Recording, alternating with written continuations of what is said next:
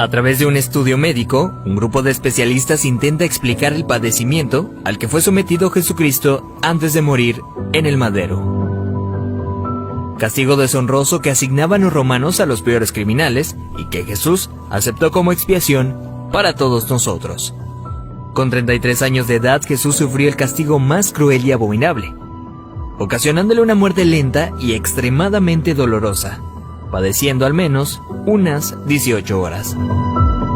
De acuerdo con el estudio, cuando Jesús suda sangre en el huerto de Getsemaní, descrito en el libro de Lucas 22:44, experimentó un suceso llamado hematidrosis, que normalmente se produce cuando hay un gran sufrimiento psicológico. En algunos casos, la ansiedad severa provoca la secreción de químicos que rompen los vasos capilares en las glándulas sudoríficas, emanando mezclas entre sudor y sangre.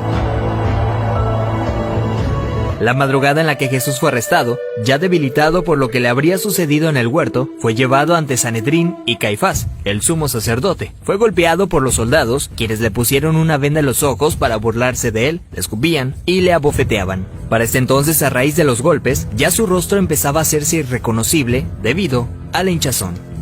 Los azotes que Cristo recibió de los romanos eran a causa de otro término terriblemente brutal. El látigo que utilizaban los soldados estaba compuesto por tiras de cuero trenzado con esferas de metal entretejidas. Cuando este impactaba contra la carne, provocaba severos moretones y contusiones, mismas que se abrían con los demás golpes. No contentos con esto, el artefacto con el que se flageló a Jesucristo también tenía pedazos de hueso afilado, provocando además cortadas profundas mientras lo golpeaban. De acuerdo con estudios realizados por historiadores forenses, con frecuencia, quienes eran flagelados con este tipo de látigos llegan a tener exposición de la espina dorsal debido al desgarramiento de la espalda, pues los golpes iban desde los hombros, pasando por la espalda y las piernas, hasta llegar a los muslos, produciendo que la carne del individuo cuelgue en forma de tiras. Mientras sucedía, en el interior de la persona, en este caso Jesucristo, se experimenta un dolor tan grande que debió llevarlo a una conmoción hipovolémica, es decir, que la persona a raíz de la gran pérdida de sangre sufre de taquicardia, pues el corazón acelera su ritmo intentando bombear una sangre que ya no existe, lo que a su vez conlleva una baja presión sanguínea, dando paso a la pérdida de la conciencia.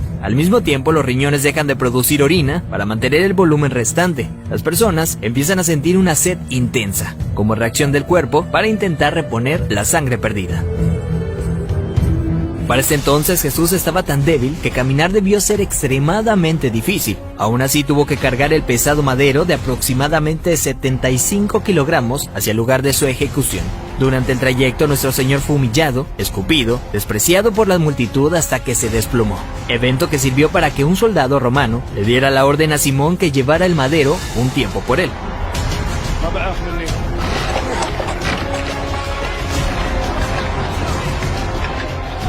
Luego de ello, Jesús dice tener sed y le dan un trago de vinagre. Los criminales condenados a esta pena eran amarrados. No obstante, a Jesús le clavaron de forma horizontal, con las manos abiertas. La viga llamada patíbulum aún no se había unido al madero, colocado de forma vertical permanente. Los clavos que se usaban para este hecho eran de entre 13 a 18 centímetros de largo, afilados en punta, con el objetivo de que éste atravesara el nervio mediano. Al romperse ese tendón y poner las muñecas clavadas, Jesús fue forzado a utilizar todos los músculos de su espalda desgarrada para poder respirar. Ya colgado, casi sin poder respirar, al clavarle los pies en el madero, triturando los nervios de los pies, debió haber sufrido dislocación de los hombros, situación que se confirma en el Salmo 22:14, cuando dice: «Dislocados están todos mis huesos». Lo siguiente es una muerte lenta por asfixia. Conforme se iba disminuyendo la frecuencia respiratoria de Jesús, entra en lo que se llama acidosis respiratoria. Dicho en otras palabras, es cuando el dióxido de carbono de la sangre se disuelve con el ácido carbónico, lo cual produce un aumento notable en la acidez de la sangre, lo que lleva a que el pulso sea irregular. De hecho, al sentir su corazón latir de forma errática, hubiera sido un indicador claro para Jesucristo que estaba a punto de morir. Y es entonces cuando probablemente pudo haber pronunciado aquella frase: «Padre, en tus manos encomiendo mi espíritu», para después morir de un paro cardíaco.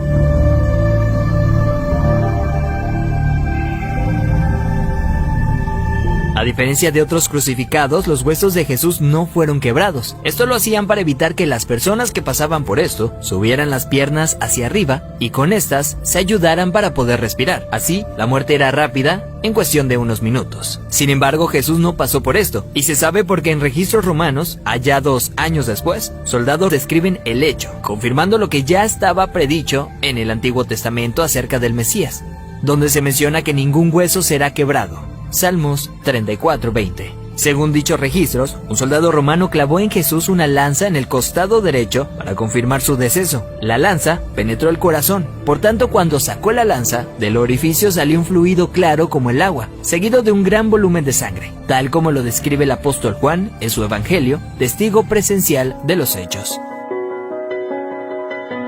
De acuerdo con la medicina, está más que evidenciado el sufrimiento que Jesús fue sometido siendo inocente. Esto es lo que sufrió el Hijo del Hombre para que tú y yo tengamos acceso al Padre y seamos perdonados. Veracidad News.